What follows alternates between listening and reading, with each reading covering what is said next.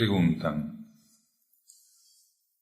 para que alguien pueda venir a un lugar como este, y a pesar de ser guiado internamente para estar acá, pueda seguir con cristalizaciones que le impiden entender para qué vino, ante esa rigidez y falta de apertura, ¿qué sería recomendable a estos seres? La búsqueda de autoconocimiento es lo recomendable. Una persona, cuando es estimulada internamente a ir a un lugar, a permanecer en un lugar, a contactar un lugar, un ámbito, cualquier elemento que internamente esa persona contacte bajo estímulo interior, para poder saber qué ocurre ahí, tiene que tener un verdadero trabajo de autoconocimiento, de verdadero conocimiento propio, porque la persona no entiende qué tiene que hacer ahí en la misma medida que no se entiende a sí mismo, que no se conoce a sí mismo. Cuando alguien es estimulado internamente, estar en un ámbito, en un lugar, y no puede entender para qué está, ahí tiene la muestra de la falta de autoconocimiento, de su propio autoconocimiento. Ahí tiene una muestra cabal. Él no va a entender qué tiene que hacer ahí en la misma medida que no entiende qué ocurre en él, que no se conoce. Por eso es muy importante primero conocerse, realmente avanzar en el trabajo del autoconocimiento. Si ese trabajo no está dado, lo demás no ocurre, no acontece. Si recibe un estímulo interno y tiene la capacidad de reconocer que el estímulo es interno y que lo lleva a un ámbito determinado, no tiene que empezar a friccionar en ese ámbito, no tiene que intentar torcer lo que la energía lo llevó a ese ámbito. Con humildad tiene que darse cuenta que la incomprensión de lo que está ocurriendo entre él y ese ámbito es la incomprensión de su propio conocimiento, de aquel conocimiento que él todavía deuda acerca de sí mismo. Cuando el ser trabajó sobre sí mismo, cuando avanzó en el autoconocimiento, cuando él ya no es un desconocido para sí mismo, incluso aunque ese autoconocimiento lo lleve a darse cuenta de que es muchísimo menos de lo que él creía y tiene muchísimos más errores, fallos y desequilibrios de lo que creía, le va a permitir entender, por lo menos de un modo básico pero genuino, qué tiene que hacer en aquel ámbito con aquellas situaciones a las cuales internamente está siendo encaminado. Por eso es muy importante trabajar para conocerse. El instructor Jesús decía: estar en el mundo sin pertenecerle. ¿Es que hay alguien que puede estar en el mundo sin pertenecerle, desconociendo el mundo y desconociéndose a sí mismo? Un ser que quisiera estar en el mundo sin pertenecerle y que no avanzó en el trabajo del autoconocimiento, no va a estar nunca en el mundo sin pertenecerle. Va a estar en el mundo de cabeza con el mundo, va a estar en el mundo identificado con el mundo, va a estar en el mundo comprometido con el mundo y tal vez él no se dé cuenta cuánto compromiso tiene con el mundo, porque no se conoce y al no conocerse no entiende cuánto impacta en él el mundo y cuánto se identifica él con el mundo. Solo aquel que se conoce profundamente, solo aquel que avanza en el camino del autoconocimiento, va a entender para qué está en cada situación, en la misma medida que entendió qué ocurre en él y quién es él. Entonces el trabajo siempre es con uno. Cuando la vida nos estimula a participar de algo, cuando la vida nos estimula a formar parte de algo, cuando la vida nos estimula a estar presentes en algo, y eso conlleva confusión, eso conlleva no entender, con humildad ir para adentro y buscar conocernos. Y no friccionar con aquel elemento o con aquella situación o con aquel campo de energía o de vida, porque entonces estamos evitando lo inevitable. ¿Quién puede evitar conocerse? Si solo desde el conocimiento de mi propia conciencia puedo entender a qué mi propia conciencia interna me está volcando, a qué me está estimulando. Entonces esto es fundamental. Quien no vaya por ese camino va a seguir siempre echándole la culpa a lo que lo rodea, a aquello que la vida le coloca, a aquello que la energía le plantea, intentando salir indemne de algo de lo cual nadie puede salir indemne, que es el trabajo de purificación, el trabajo de transmutación, el arduo trabajo que exige conocernos. Aquel que no emprende ese trabajo, que no intente hacer nada fuera de él y con lo que está fuera de él, porque todo lo que toque lo va a estropear. Todo lo que toque en alguna medida va a hacer que se desvíe. Todo lo que toque lo va a estar desvitalizando. Todo lo que intente hacer lo va a estar corrompiendo. Sin saber que lo corrompe, sin saber que lo afecta. Aquel que no conoce su esencia no entiende la esencia fuera de él. Aquel que no respeta su esencia no puede respetar esencia ninguna que esté presente en otro elemento.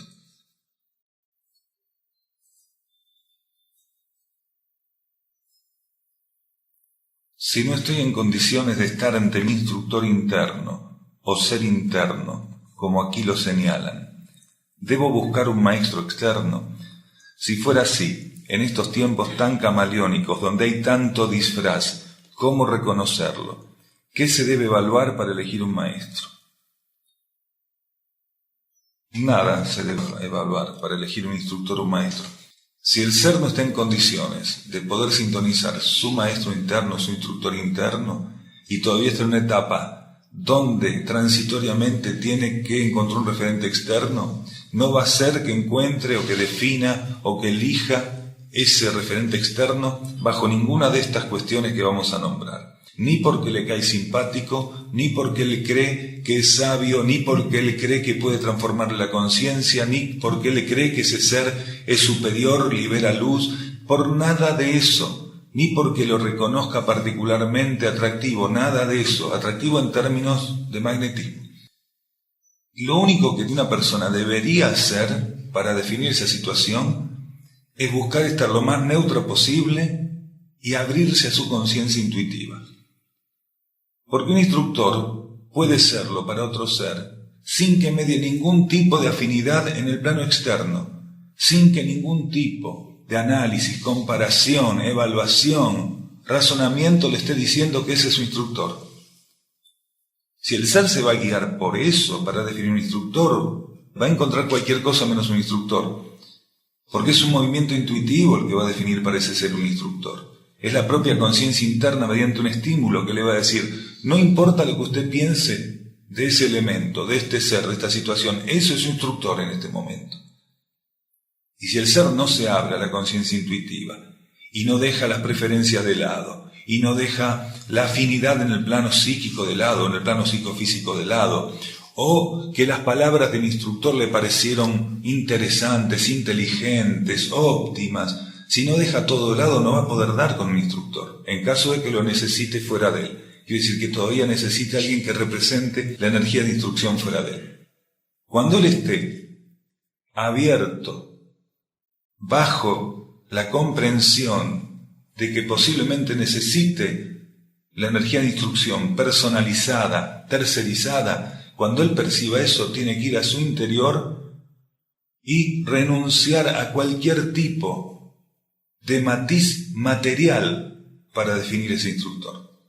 Solamente la vida interna, mediante un estímulo intuitivo, le va a señalar. Él tiene que estar abierto a eso. Es un tema muy subjetivo, muy sutil, un tema netamente interno. Un tema que tiene que ver con aspectos profundísimos de la energía y de la conciencia luz, tanto de quién va a ser instructor en ese momento, representar a la energía de instrucción como aquel que supuestamente es un discípulo o un aspirante. Entonces siempre abiertos a lo más interno, a lo más abstracto, a lo menos formal, a lo que carece de forma para que se defina del modo más limpio e imprescindible. Si el ser, insistimos, eligiera un instructor mediante el consciente izquierdo, va a tener que pasar por 10.000 instructores de ese modo, hasta que se desilusione tanto que entienda de qué se trata. Una persona no puede elegir un instructor. Un instructor está asignado por la energía para una persona, o para un grupo, o para un conjunto, para lo que sea. Un instructor es algo que corresponde en términos internos con los elementos que van a recibir energía de instrucción por parte de él. No es algo que pueda manejarse especulativamente, analíticamente y racionalmente.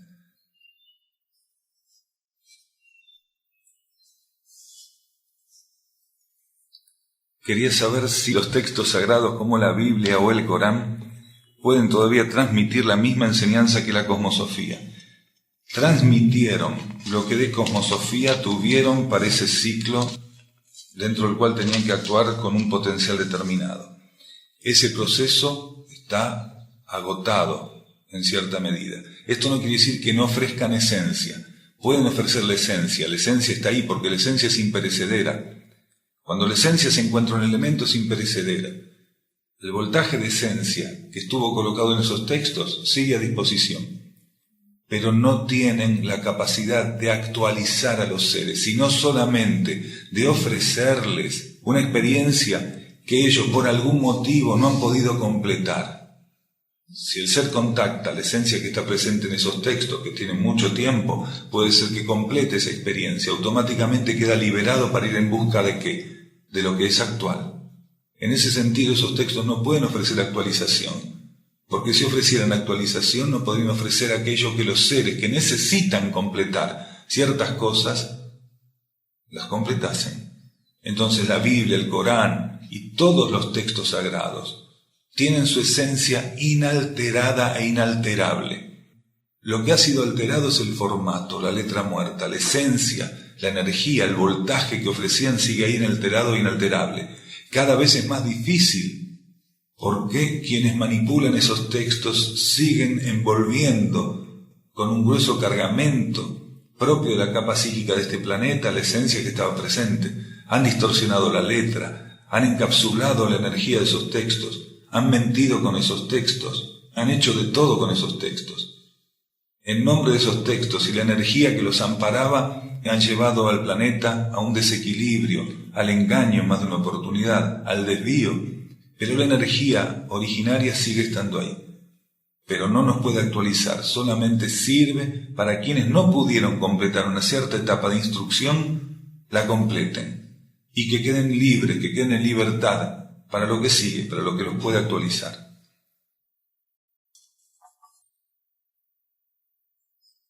Acá una persona dice, ¿cómo hacer para trascender la mente, escuchar su maestro interno y evolucionar sin esperar nada, y siendo presionado por el tiempo?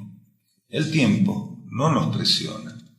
Nosotros somos quienes, ante algunos aspectos de lo que la energía es en estos planos, terminamos siendo prisioneros o sintiéndonos prisioneros del tiempo. La energía temporal no nos presiona, la energía cronológica no nos presiona. Somos nosotros que al identificarnos con algunos aspectos de las fuerzas materiales, nos pasamos a sentir presionados o pasamos a ofrecer nuestro campo de conciencia para la expresión o para la presión de cierto tipo de cualidades, de aspectos de las fuerzas de estos niveles. Si el ser no se identifica con ciertas cuestiones de este plano, la energía temporal y la energía cronológica pasa a ser una herramienta preciosa para él, no un elemento de presión. Porque quien no se siente identificado, quien no se siente realmente preso, manipulado por la fuerza de estos planos, quien en alguna medida logró superar esa influencia y ya está trabajando como espejo de su propia vida interna, no va a sentir nunca presión temporal. No va a encontrar nunca en el tiempo nada que lo presione. Básicamente, el ser que se siente presionado temporalmente, cronológicamente, aún utiliza un alto voltaje, un gran voltaje de la energía que se le brinda para trabajar en estos planos, lo utiliza inadecuadamente. Entonces tiene que buscar la síntesis, tiene que empezar a ver a través de un trabajo de autoconocimiento genuino en qué está empleando la energía de un modo tal que se siente presionado cronológica y temporalmente. El tiempo que nosotros tenemos para hacer todo es el que necesitamos. Cuando nosotros creemos que el tiempo no nos alcanza para hacer todo lo que tenemos que hacer, vamos a tener que hacer una revisión profunda. ¿Qué hago con la energía que se me ofrece en este campo de vida? Que siendo inteligente la energía y estimulándome y nutriéndome y abasteciéndome, pareciera ser que el tiempo no me da, entonces la energía tiene un error respecto a mí. Se equivoca, y la energía no se equivoca. Posiblemente es mi conciencia que está aplicando, consumiendo, desviando una parte de esa energía para que yo crea, o pase a sentir, o confirme que no tengo tiempo para hacer aquello que la energía me está estimulando a hacer y con lo cual estoy comprometido de algún modo.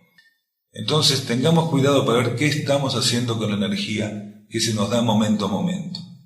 Si sentimos que no damos abasto con el tiempo, que realmente cronológicamente estamos cortos, tendremos que ver qué descartar, qué sacar, por dónde nos estamos desviando, qué estamos atendiendo y qué no tiene que ser atendido, o si tiene que ser atendido, de qué modo deberíamos rever esa atención. Y ahí podemos encontrar un formato.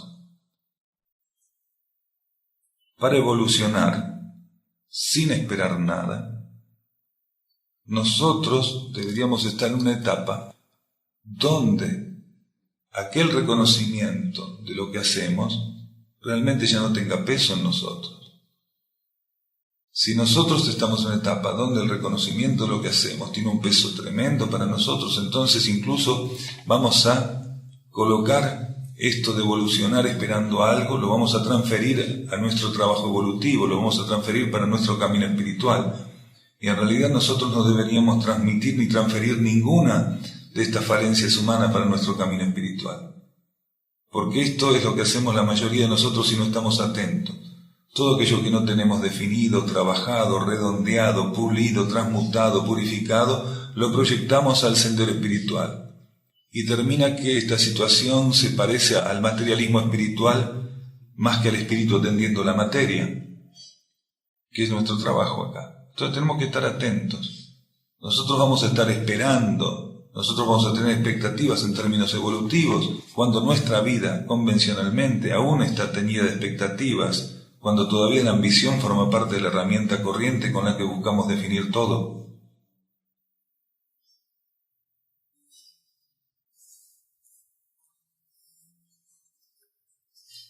Quisiera clarificarme con relación a si una persona que tuviera ciertos conocimientos o creyera tenerlos, dominara algunas prácticas o creyera dominarlas, al participar de la vida en Sierra del Cielo tendría que ser reconocida en tal sentido y pasar a estar habilitada para aplicar esos conocimientos.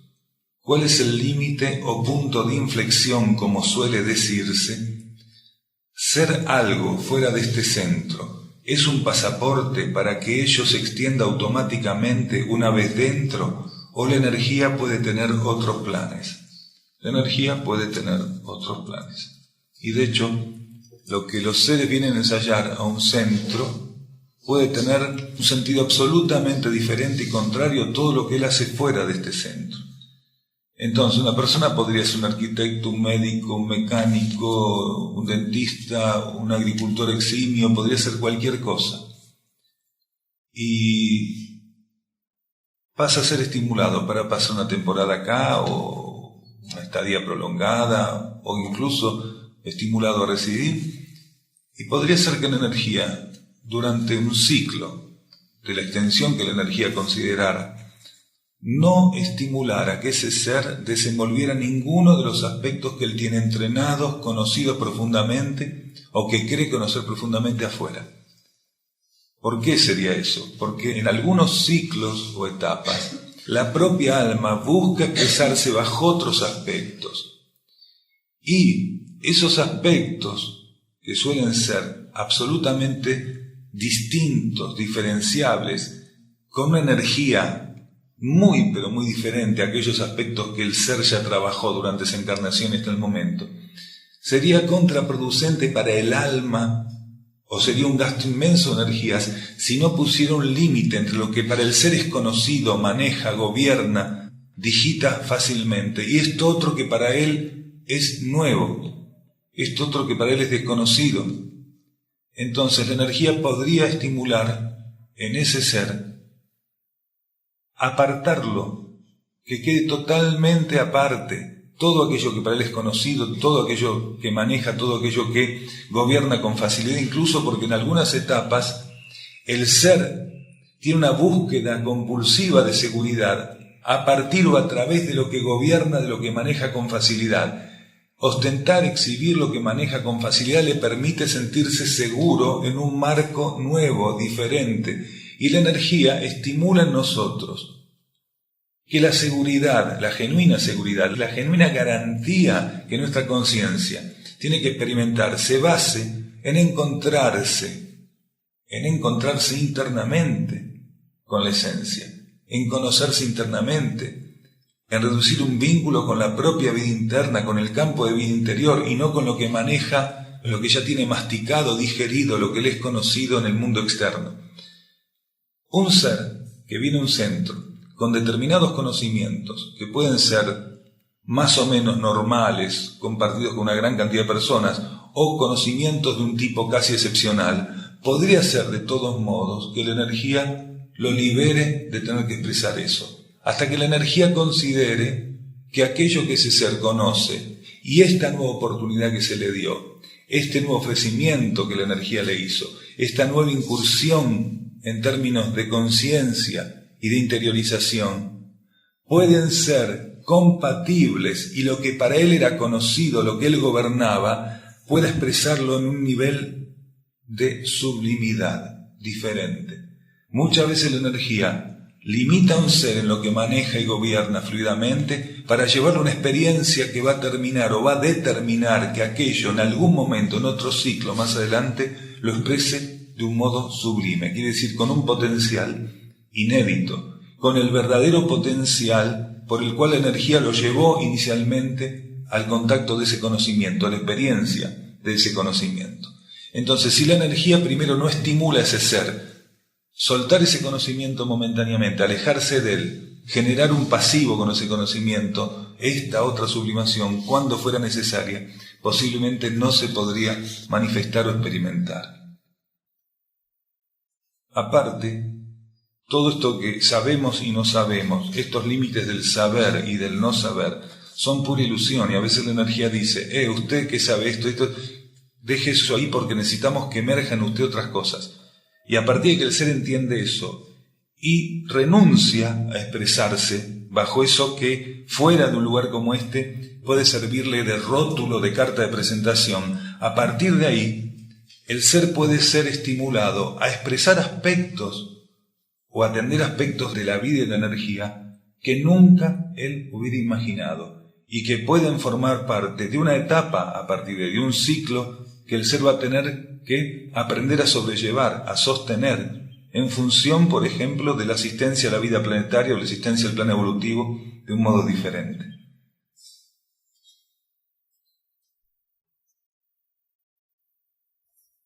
A veces se dice, esa persona es bondadosa, esa persona es buena. Desde la óptica interior, ¿qué se puede aportar? Sabemos de bondadosos con amigos o familiares y que, por ejemplo, eran personas de la dictadura o represores o son funcionarios o jueces corruptos. Y nosotros anotamos aquí, cuando leíamos esa pregunta, la bondad como parte del patrón cultural o como expresión cultural y la bondad como expresión interna o espiritual. Y es una energía que puede ser confundida y que de hecho una y otra están relacionadas. La bondad como parte del patrón moral y cultural de este planeta. Hay que ser bueno, hay que ser bondadoso. Pero ¿será que uno puede ser bueno o bondadoso simplemente porque hay un patrón moral o ético o cultural que diga que tenemos que ser buenos y bondadosos? Entonces se puede dar esto de que una persona puede ser muy buena, muy bondadosa, entre comillas, con su hijo, con su sobrino, con el vecino de enfrente, con sus conocidos, y después ponerse el traje e ir a torturar a alguien, o ir a estafar, o dejarse corromper, o ser un corruptor. Entonces, ¿para quién es bueno este ser y para quién es malo este ser? Si hacemos una encuesta, para uno va a ser muy bueno, muy bondadoso, como ocurre en las investigaciones policiales. Un vecino tan bueno, y después era un asesino serial, mató como a 60, pero conmigo era bárbaro, me cuidaba la nena, me trajo el gato 2 veces y había subido al tejado, claro. Entonces, ¿para quién es bueno y para quién es malo? Entonces hay un concepto de la bondad, hay un concepto de la bonomía, que es meramente técnico, y que está instalado técnicamente, desde una tecnicatura moral en la sociedad. Y hay quienes lo utilizan en sus primeros pasos como una herramienta que no deja de ser válida. Porque todo lo que puede ser un parámetro para la conciencia que está en formación y que está intentando caminar es válido. Entonces puede ser que haya personas que todavía no puedan, y de hecho la mayoría en este planeta no lo puede hacer, entrar en contacto con su propia conciencia interna y desde ese contacto obrar. Y ese obrar en algunos momentos se va a definir como bondad, en otros momentos como inteligencia, en otros momentos como equilibrio, como armonía, no importa cómo se lo defina, porque la energía interna puede expresarse de modo múltiple en acciones, pensamientos, sentimientos, y en esa multiplicidad va a ser reconocida de diferentes modos cada vez, a veces como bondad, insistimos. Pero entonces está mal esto de la tecnicatura, esto de pasar a ser técnicos, morales, éticos de la expresión de la bondad, simplemente para quienes no pueden entrar en contacto con su vida interna. Es válido. Que intenten ser bondadosos o hacer el bien desde un concepto de lo que es el bien, es válido. Mientras no puedan reducir distancia con su conciencia interna, es válido. Entonces nos vamos a encontrar ante este dilema, ¿qué es ser bueno y qué es ser malo? Entonces el ser que expresa inteligencia o bondad o armonía o equilibrio o discernimiento o sentido común o capacidad de atención por estar en contacto con su conciencia interna, ¿cuándo ejerce eso en el campo de vida donde está inmerso o ejerce eso frente a otros seres, a otros iguales? Está reconociendo la vida interna presente en ellos y simplemente la interacción de vida interna con vida interna, es la interacción de esencia con esencia, de conciencia con conciencia, de luz con luz. Un verdadero movimiento inteligente es un salto de inteligencia entre la inteligencia interna de quien está ofreciéndose para que ese salto se produzca y de la inteligencia interna de aquel otro que se va a tornar receptor. Es una comunión, es un encuentro mutuo. ¿Cuál es la diferencia entre la tecnicatura moral de la bondad y la expresión interna de la bondad? Que es unilateral. Porque aquel que ejerce el acto bondadoso desde lo técnico, desde lo moral, desde lo teórico, no está viendo nada del otro lado. Él está cumpliendo con una premisa nada más. El que genera un genuino acto de bondad desde el estímulo que su propia conciencia interna le está ofreciendo y sosteniendo, lo que encuentra del otro lado, hacia donde esa bondad, donde esa energía va, es más energía de la misma cualidad. Reconoce en el otro lo mismo. Hay una atracción, una empatía, hay una comunión entre energías. Sale de la vida interna y va al encuentro de la vida interna aquello que está ahí. Mientras que cuando es técnico, sale de un concepto técnico psíquico, salta al vacío y se fuma. Puede ser que acompañando ese sentimiento, ese gesto, haya acciones materiales que se concreten como un gesto de bonomía, como un buen gesto. Pero eso no significa que el circuito se haya cerrado. Significa simplemente que uno está intentando acercarse, que está en camino, que está intentando por algún lado en particular.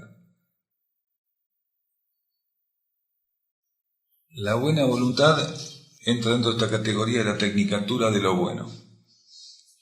Mientras que la esencia de lo bueno solamente surge de la propia vida interna.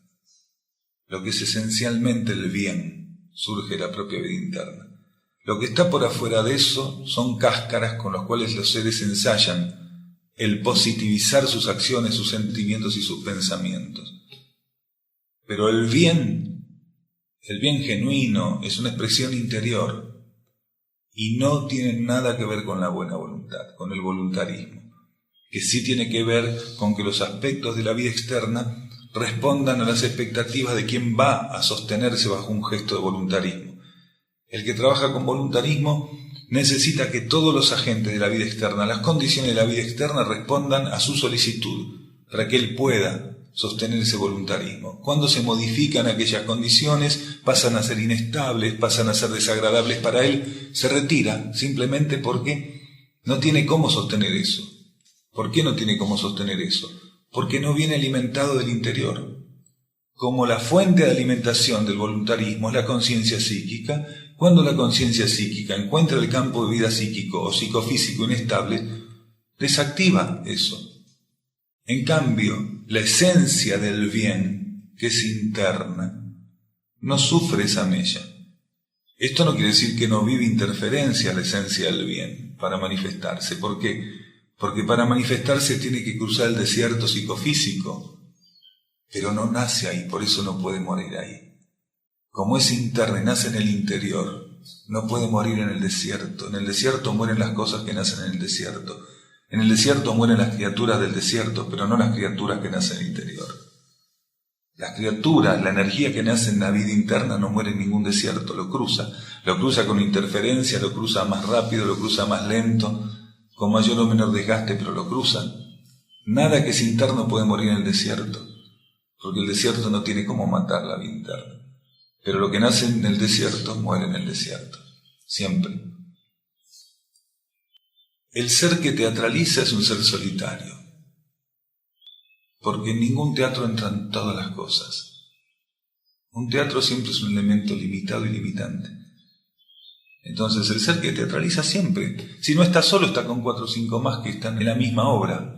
No hay ninguna obra que sea capaz de colocar todos aquellos que estamos presentes en el universo dentro del mismo escenario. Entonces siempre es un ser solitario. Siempre es solitario. Porque no resolvió el todo, que es haber entrado en contacto con lo que él es internamente. Todavía está ahí operando exclusivamente en el fortalecimiento de la personalidad. Entonces siempre es un ser solitario, porque se identifica con aquello que forma parte de algo tan limitado como son las leyes materiales, que son los vehículos que lo revisten y que forman parte de esas leyes, que son expresión de esas leyes. Hasta que él no se identifica con la vida interna va a estar solo.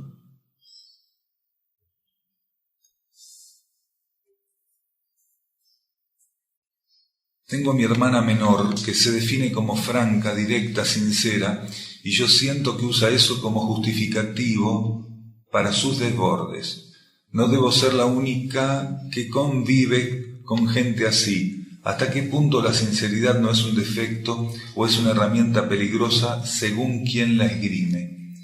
Algunas veces hablamos de la sinceridad. Nosotros decimos que no es sinceridad vomitar todo, decir todo, no callarse nada, no tener límites. Nosotros dijimos alguna vez, creo que lo definimos como esta incontinencia verbal. Eso no es sinceridad. Y claro que muchas personas que no tienen intención de encontrar límites y de ensayar el equilibrio, se definen continuamente como francas, como sinceras, como frontales, como directas, y no son nada de eso, simplemente son incontinentes verbales o emocionales. Y esto es cierto. Lo que la persona pregunta, ¿hasta qué punto la sinceridad no es un defecto? No es un defecto.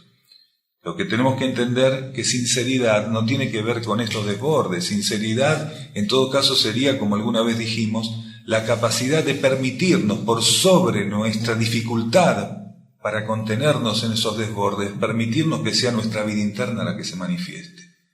Si yo permito que sea mi vida interna la que se manifieste, más allá de que esté controlando mis desbordes, eso es ser sincero. Ponerle un freno a mis desbordes y permitir que sea mi vida interna la que, sin recibir por parte de mis desbordes límite ninguno, puede expresarse.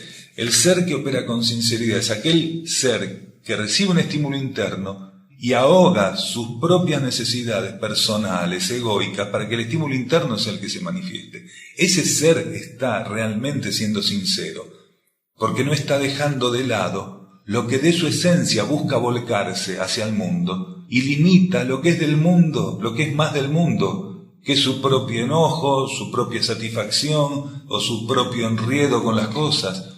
Eso puede ser visto como sinceridad. Limitar nuestros desbordes para que la vida interna pueda transferirse, pueda cristalinizarse, pueda realmente flanquearse. Eso sería. Si no permitimos que la vida interna se exprese, ¿qué clase de sinceros somos? Si no hay nada más elevado en nosotros que nuestra vida interna, no hay nada más elevado en nosotros que lo que puede venir de nuestro interior en nuestro auxilio, que si viene a nuestro auxilio, viene al auxilio de todo, porque un estímulo interno no tiene preferencia por nada en particular. Va cruzando los distintos campos de vida, nuestros propios campos de vida, para llegar a este campo de vida que todos compartimos para beneficiarlo. Eso es ser sincero en todo caso. O sea, aprender a reconocer lo que es de uno en su fase más profunda, íntima, superior, y abrirle paso y que eso se vuelque en la materialidad. Hay personas que son muy espontáneas, y la espontaneidad también tiene polos, tiene polaridades. Uno de los polos de la espontaneidad se ensaya en el mundo de la personalidad, y el otro, cuando ya se avanzó en eso, se purificó ese polo del mundo de la personalidad, la espontaneidad también es una energía propia de la vida interna. Entonces, un ser puede ser muy espontáneo simplemente para escupir lo que la personalidad le está toreando a la conciencia. Pero también eso tiene que aprender a ser sublimado, tiene que aprender a estar atento a los movimientos de la personalidad. ¿Para hacer qué? Una herramienta de un proceso espontáneo sublimado, que es precisamente no demorar el paso de los estímulos internos a través de la conciencia, a través de su conciencia en beneficio del mundo. Hay mucha gente que recibe estímulos internos, los restringe, los reprime, se queda ante esos estímulos internos sin obedecer y la espontaneidad queda encapsulada. Y es muy importante que un estímulo pase en tiempo ceremonial, en forma, en ciclo ceremonial adecuadamente. Una persona no puede limitar, no deberíamos limitar lo que espontáneamente, por la vía intuitiva, se nos ofrece para que del modo más dinámico, del modo más activo, más equilibrado, eso se vierta en este mundo en beneficio de este mundo. Y muchas personas son las que ante el estímulo interno se quedan ahí y lo terminan encapsulando, lo miran de un lado, lo miran del otro. ¿Y qué hago? ¿Cumplo, no cumplo? ¿Obedezco, no obedezco? Y la espontaneidad se pierde. Y lo original, que es lo que sostiene lo espontáneo, porque lo original está antes que lo espontáneo, también queda ahogado. Porque lo original es lo que el origen ofrece, y lo que el origen ofrece es lo que mi vida superior y mi conciencia superior ofrece. Lo original está siempre ahí. Y se va a manifestar en el momento que dejemos que se manifieste. Y lo original se manifiesta en todo lo que no es interferido por la personalidad o encapsulado por la personalidad. Originario significa aquello que no tiene precedente, que es lo primero, lo que hace al origen. Y en términos espirituales, esotéricos, ocultistas, es lo más elevado que está en nosotros.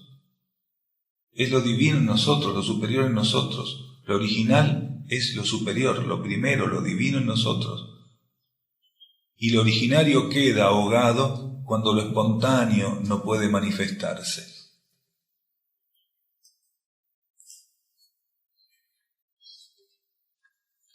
Es incuestionable que nuestra conciencia asciende por voluntad interna y las iniciaciones. Pero si quiero brindar colaboración a ese proceso, ¿cómo puedo hacerla efectiva? Busque reducir distancia con el iniciado. El iniciado es su conciencia interna. ¿Quiere colaborar? Reduzca distancia con el iniciado, que él lo va a guiar, él le va a pasar todo el libreto. Mi conciencia interna es la que está iniciada, mi conciencia interna es la que se inicia, la que vive las iniciaciones. Pero yo acá y ella allá.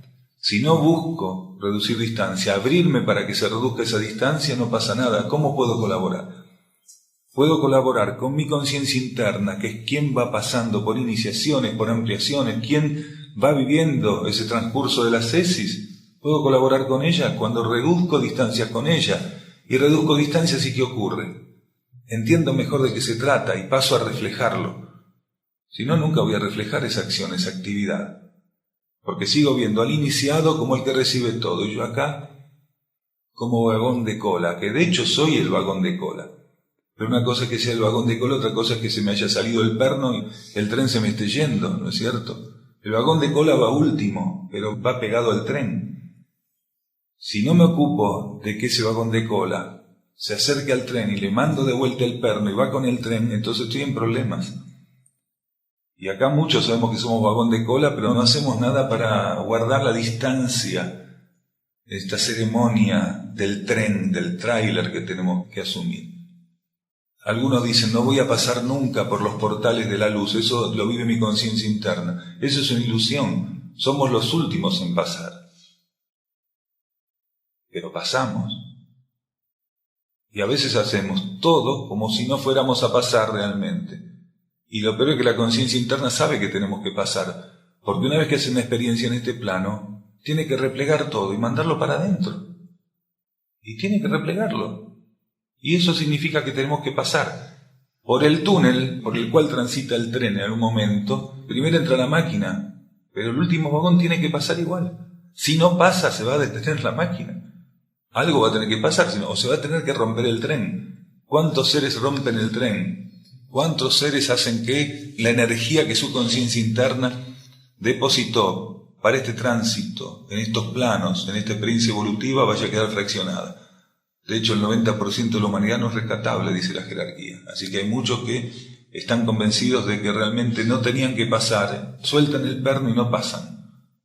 Eso está todo en nosotros, es un potencial que está en nosotros. Nadie llegó hasta acá, nadie pudo llegar hasta acá. Si no fue resolviendo esa pregunta, en distintos volúmenes, voltajes y formatos en cada encarnación. ¿Qué otra cosa vinimos haciendo que resolviendo esa pregunta? ¿O alguien sin resolver esa pregunta pudo llegar hasta acá? Nadie. Esa pregunta la resolvimos cada vez que la hicimos. Lo que ocurre es que somos maniosos y queremos que alguien nos diga cómo se hace, nos muestre. Eso nunca pudo suceder. Ni siquiera los que han tenido los más grandes maestros a su disposición han podido recibir eso de un maestro, por más grande que fuera. ¿Por qué? Porque un maestro no viene a hacer el trabajo de nadie, viene a decirle cómo se trabaja, pero no hace el trabajo de nadie en particular. Entonces, estas preguntas que nos venimos haciendo desde hace centenas de encarnaciones, ya las hicimos y las tuvimos que contestar. Algunos la contestaron con 10, otros con 9, pero mínimamente si está acá con 6 la contestó, si no, no pasaba. Entonces, esta pregunta que nos seguimos haciendo, ya la contestamos. Lo que tenemos que recuperar es la capacidad operativa de contestarnos esta pregunta. Y eso se va logrando intentando mantenernos desidentificados con toda esta inercia, con toda esta energía tan fricativa que continuamente tenemos que enfrentar para dar cada paso y resolver cada cuestión en este plano. Está bien que tengamos que enfrentar situaciones, está bien que a veces tengamos que colocar una energía inmensa en enfrentarlas. Nadie sabe por qué kármicamente en ciertos ciclos eso es necesario. Pero lo que no podemos decir es que no tenemos todo el bagaje de experiencia dado para que esa situación no nos doblegue, sea cual sea. Lo tenemos y tenemos que recuperar continuamente esa capacidad dinámica de enfrentar las situaciones, de superarlas, de estar ante las pruebas y poder emplear esas pruebas para que la evolución general del planeta que involucra la nuestra encuentre en nosotros elementos para que ese proceso se siga ampliando y se siga dando, se siga sosteniendo. ¿Y cómo se recupera eso? Es parte de la prueba. Saber cómo, encontrar cómo. Nos preguntan, ¿los signos cósmicos pertenecen a universos inalterables? No, pertenecen a universos que están bajo leyes de expansión. Son vórtices dinámicos que van adoptando a lo largo de los procesos que asumen en términos de dadores arquetípicos, también su propia transformación. Un signo cósmico en una etapa también cósmica puede asumir ciertas energías según con qué otros signos o con qué otros elementos cósmicos esté combinado. Entonces, obviamente, no pertenece a universos o a niveles que estén respondiendo a leyes de inalterancia, sino a universos que están bajo leyes de expansión, continuamente en evolución. Son grandes jerarquías y entidades las que asumen ese trabajo que nosotros denominamos o definimos como de signos cósmicos, pero ellas mismas en su propio proceso están en expansión. ¿Qué es para los signos cósmicos que están bajo leyes de expansión, bajo ley de jerarquía, bajo leyes de expansión? ¿Qué son o cuáles son o para qué sirven las leyes o las bases de las leyes de inalterancia? Para sostener todo ese proceso. Porque para que los más grandes niveles o los más grandes núcleos que responden a leyes de expansión puedan vivir esos procesos y sostener esos procesos con suficiente equilibrio, con el equilibrio necesario, el sustrato alimenticio de eso proviene de los universos inmateriales e inalterables. La persona preguntaba algo así como, de ser así ellos con relación a las fraternidades serían como los 5 principios son a la mónada. De algún modo, en realidad, ellos son captores de energías muy profundas de los niveles cósmicos, pero eso no quiere decir que estén ligados o respondiendo, regidos por estas leyes de inalterancia. De algún modo se puede decir que son, en cierta medida, tomadores de energías que, fundidas en los esquemas o en los rasgos arquetípicos, son vitalizadores profundos, pero siguen estando y siguen ofreciendo energías de universos que están bajo leyes evolutivas como las de expansión, universos en evolución, en cambio, en transformación continua. El contacto con las fraternidades cósmicas, ¿no?, se consolida con el despertar de los centros supraluminares, cuando los centros supraluminares, que son los últimos 2 centros del consciente derecho, que se activan, ya están funcionando a pleno. el ser recibe, en la medida que le corresponda, del mundo cósmico, de la realidad cósmica, aquello que para el ciclo y la etapa donde está él operando fuera necesario. No es una regla fija que con los centros supraluminares despiertos determinado voltaje va a pasar. Eso tiene que ver con la ley de necesidad y de correspondencia. Puede haber distintos seres con los centros supraluminares despiertos y cada uno va a hacer aportes o va a canalizar energías o va a instalar energías en el mundo formal de un modo diferente. Va a servirle ese desarrollo supraluminar para contactar aspectos de la realidad cósmica de un tenor en particular. Y ahí están influenciando su linaje, su rayo y su destino cósmico, con que él está ligado en términos arquetípicos. De modo general, con los centros supraluminares despiertos, los más altos voltajes de la vida cósmica disponibles podrían llegar adaptados para el circuito humano para ser ofrecidos e instalados en estos planos, pero siempre dependiendo linaje, rayo, ciclo donde eso está ocurriendo y el destino cósmico de ese ser al corto y al mediano plazo. La entidad samana opera con los signos cósmicos profundamente. Trabaja en comunión con esas energías, es receptora de esas energías, forma parte de un circuito donde la energía de la entidad samana y la energía de los signos cósmicos opera casi como en un fundido. Samana capta el proceso esencial de los signos, los adapta y los instala aquí, porque se necesita un catalizador de segundo rayo como es esta entidad samana, para poder hacer ese proceso de liberación, de adaptación, de comunión, de restablecimiento de vínculos cósmicos. Samana no es un signo cósmico, forma parte de una amalgama donde los signos cósmicos y la propia entidad samana operan casi como una única energía para restablecer el equilibrio planetario y estimular la llegada del planeta a una condición particular, a la condición que a partir de esta modificación sistémica le está esperando.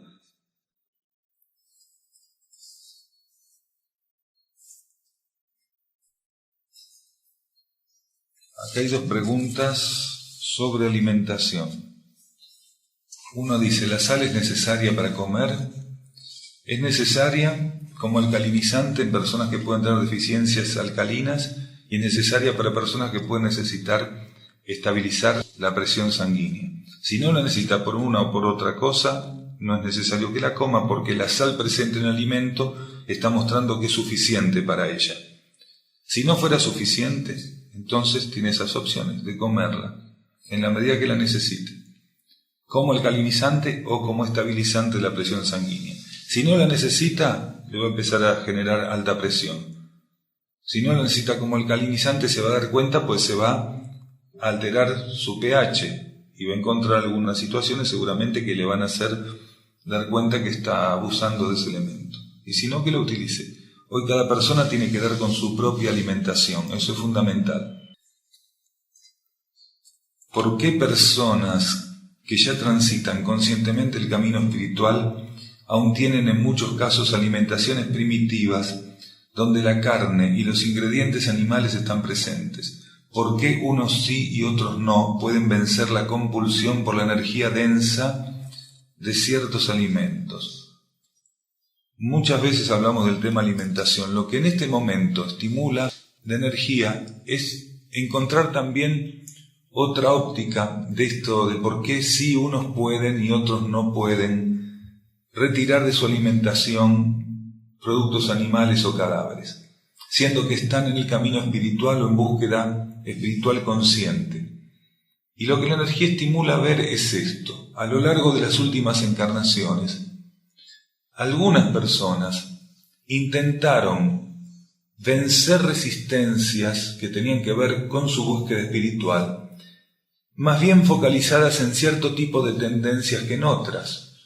Entonces, quienes no pudieron, en ciertas encarnaciones, quienes no pudieron encarar el tema de la alimentación y quedó pendiente, hoy se encuentran que a pesar de haber estado conscientemente buscando el camino espiritual, ese ensayo con la alimentación no fue hecho. Entonces nunca estuvieron trabajando, posiblemente en encarnaciones anteriores, intentando retirar de su alimentación los cadáveres o ingredientes de origen animal. Entonces hoy se encuentran con esa dificultad. No están por debajo, tal vez, de otros buscadores, sino que no tuvieron la posibilidad o no la emprendieron en encarnaciones anteriores, por lo cual están haciendo sus primeras armas en ese sentido. Quienes dentro de las resistencias que buscaban superar en encarnaciones anteriores ya hicieron algunos trabajos de avance sobre la alimentación, hoy les fue más fácil, o directamente desde jóvenes ya renunciaron a la alimentación carnívora, caníbal, o a la mediana edad se dieron cuenta y lo pudieron superar fácilmente, pero con esa previa hecha. Muchas veces no se puede evaluar a la ligera y tenemos que tener en cuenta cuáles fueron los antecedentes kármicos, no porque los podamos conocer en detalle, pero sí bajo inspiración interna, bajo estímulo interno, darnos cuenta que todos nosotros llegamos a esta actual situación sin la posibilidad de haber trabajado sobre todos los aspectos que impedían que la energía se manifestara del modo más equilibrado en cada encarnación. Y hay quienes se dedicaron sobre ciertos perfiles, se apoyaron más en el trabajo sobre ciertos perfiles en determinadas encarnaciones, dejando totalmente para más adelante, totalmente intocados ciertos intentos. Y la alimentación puede ser uno de ellos, hoy en esta actual encarnación, como algunos aspectos de apego, como otras tantas cosas con las cuales el ser tenga dificultades, a pesar de estar conscientemente, como dice la pregunta, trabajando o transitando el camino espiritual. Mejor no evaluar, porque mientras el otro no puede soltar la comida, nosotros no podemos soltar otra cosa posiblemente. Y entre todos capaz que hagamos uno algún día. Entonces es muy importante entender que aquel está en ese trance porque tiene algo que hacer con eso, un aprendizaje, y nuestra neutralidad lo va a ayudar un poco más. Eso sería lo ideal. No quiere decir que no vaya a avanzar. La jerarquía dice que el ser no puede impedir su avance. Claro que esas cosas son lastres, pero la jerarquía dice que no puede impedir su avance. Así que bueno, de última hará lo que pueda, irá extendiendo esas ingestas, las irá modificando, y lo fundamental para poder trascender eso es que el cambio se instale en su conciencia, y no un cambio artificioso, técnico, que sería como esto que decíamos hace un rato, de ofrecer un gesto bondadoso, cuando el interno todavía no está ahí, con la puerta abierta, cuando no abrimos la puerta al interno para que sea él el que ofrezca eso, ¿no? Que un genuino acto de bien pase por nosotros. Dejar de comer carne cuando no es el momento, dejar de comer ciertas cosas cuando no es el momento, no sirve de nada a nadie. Porque el ser va a tener que, en alguna vuelta de la esquina, reconocer que va a tener que transitar nuevamente esa alimentación, va a tener que ver que no la pudo superar, pues lo que realmente no se trasciende es algo sobre lo cual tenemos que volver los pasos. Entonces nadie tiene que trabajar obligadamente sobre lo que no está preparado. Y para saber si el ser está preparado para soltar la carne o los ingredientes animales, tiene que reducir, como dijimos siempre, distancia con su interno. Tiene que ir al encuentro de su padre y silenciosamente ver qué le dice la instrucción que su padre le pueda pasar. Si está dispuesto a aceptar lo que el padre le diga, seguramente va a tener todo el respaldo del mundo por ese cambio. Gracias.